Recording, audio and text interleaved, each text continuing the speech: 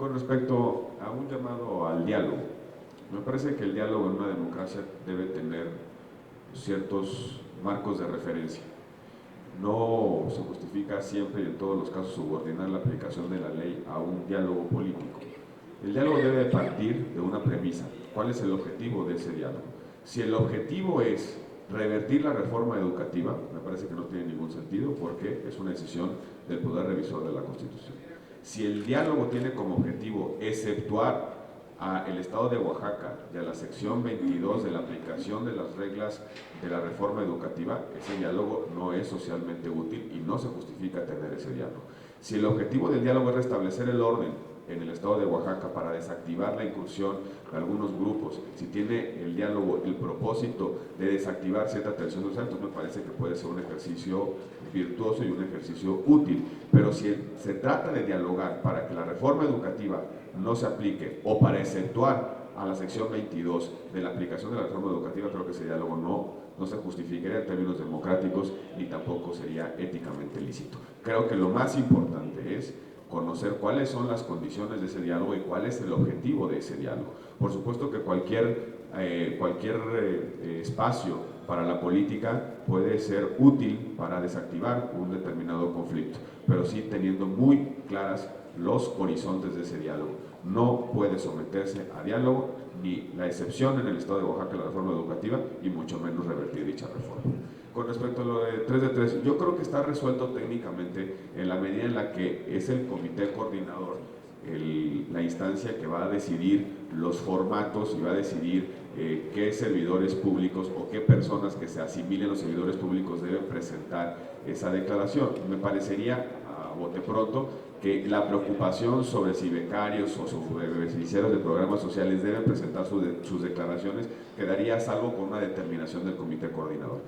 Sin embargo, creo que vale la pena estudiar las implicaciones. No estamos en el Congreso de la Unión cerrados a corregir lo que hemos aprobado. Si hay un argumento visible, técnicamente sustentado, que nos lleve a la convicción de que tenemos que modificar el artículo 32, lo haremos con total responsabilidad. Pero sí tenemos que haber una discusión sobre qué es lo que pretendemos con esa reforma.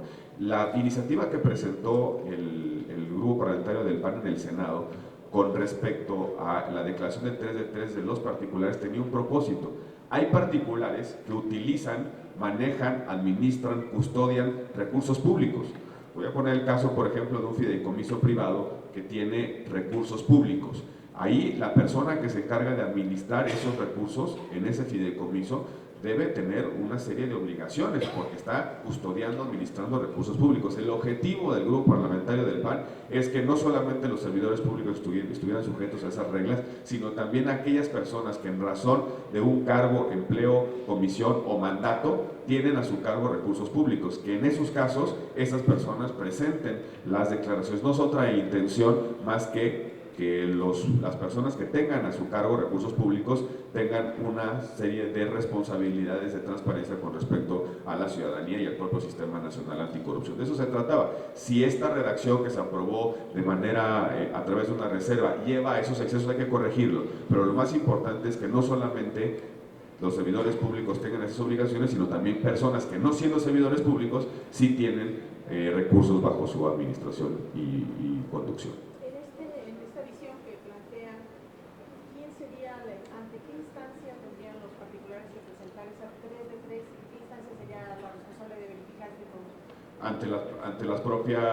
Ante las propias secretarías, como dice la ley, o los órganos de control interno del área que dispongan los recursos. Vamos a suponer que se trata de un fideicomiso asociado a la Secretaría de Comunicaciones y Transportes. Pues el órgano interno de control de la Secretaría de Comunicaciones y Transportes debería ser la instancia que se encargue de recibir ese tipo de información de un particular que no siendo servidor público sí maneja recursos públicos. De eso se trata en buena medida la propuesta original que presentó Acción Nacional.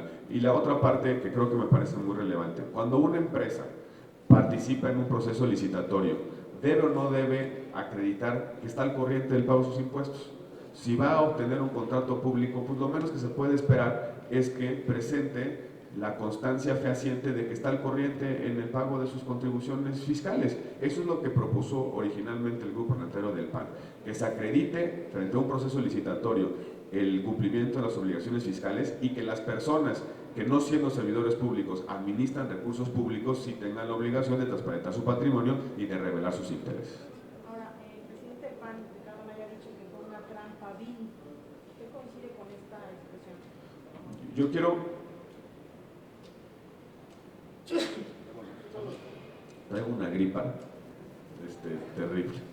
Ahora como ya se acabó el periodo y uno afloja el cuerpo, la adrenalina se va y todo cae, ¿no? Como con fiebre de pollo. ¿Saben cómo con fiebre de pollo esa que te duele todo? Pero bueno. Hay que recordar la manera en la que se aprobó y sí hacernos cargo de la forma en la que se aprobó. Se presenta una reserva, la reserva se admite y en buena medida el Pleno se impone de la reserva a través del conocimiento que tiene en la presentación de la misma. El resultado se debe fundamentalmente al procedimiento que se siguió. Por supuesto que hubiese sido deseable conocer con mayor anticipación la reserva, estudiarla, analizarla, ver sus implicaciones desde el propio proceso de dictaminación, pero lo cierto es que es un mecanismo que está previsto en nuestras normas parlamentarias. Se presenta la reserva, se lee, se admite a discusión y se vota a través de votación económica. Creo que en buena medida las discusiones en torno a ella, las inquietudes en torno a ello se deben a la forma en la que se presentó. Hubiese sido deseable que ese tema hubiese estado presente en las discusiones de manera previa desde comisiones y no resolverse de esa manera a través de una reserva en el propio Pleno. Creo que en buena medida todas las inquietudes que están alrededor de esa reserva tienen que ver fundamentalmente con la forma en la que se presentó y se resolvió, pero tenemos un año para poderlo atender. Hay que recordar que la entrada en vigencia del Sistema Nacional Anticorrupción es dentro de un año. En consecuencia, tenemos un año para analizar con detalle y con calma las implicaciones de esta propuesta y eventualmente corregir. ¿Pero fue o no fue una trampa? Están nuestras normas parlamentarias. Yo no detecto ninguna mala intención ni mala fe. Hubo una reserva suscrita por un senador, había otras reservas vinculadas al artículo 29 y al artículo 32. Se presentó, ganó la votación y se incorporó al dictamen. Yo no detecto mala fe, sí detecto un planteamiento político con respecto a los alcances de las declaraciones 3 de 3 con respecto a particulares que usan recursos públicos o que interactúan con el Estado a propósito de procesos de contratación. Creo que la intención era robustecer el Sistema Nacional Anticorrupción. No advierto mala fe ni mala intención, por lo menos en lo que yo presencié en las sesiones del Pleno del Senado. Lo que sí es que las implicaciones, una vez que nos estamos imponiendo de ellas, pues nos llevan a pensar que tenemos que hacer alguna corrección, o mejor dicho, pensar de mejor manera cómo resolver el problema de particulares que no son servidores públicos, pero que sí tienen incidencia en la toma de decisiones o bien que administran recursos públicos. Por último, de mi parte, presidente, desaparición forzada, tortura y cannabis deberán esperar hasta el periodo de septiembre. No hay ninguna posibilidad de que se... En este momento no se advierte ninguna posibilidad de un periodo de sesiones extraordinarias adicional. Creo que esos temas se irán al periodo de sesiones ordinarias en el mes de septiembre. Son temas que quedaron pendientes, son temas en los que existe un reconocimiento de la importancia de legislarlo de manera pronta, de resolver esos temas, son de la altísima prioridad para los grupos parlamentarios, pero no se generan las condiciones para este periodo y no advierto pues condiciones para un siguiente periodo de sesiones ordinarias. Lo más seguro es que este tema se traslade al periodo de sesiones ordinarias. Jessica Murillo, TVC.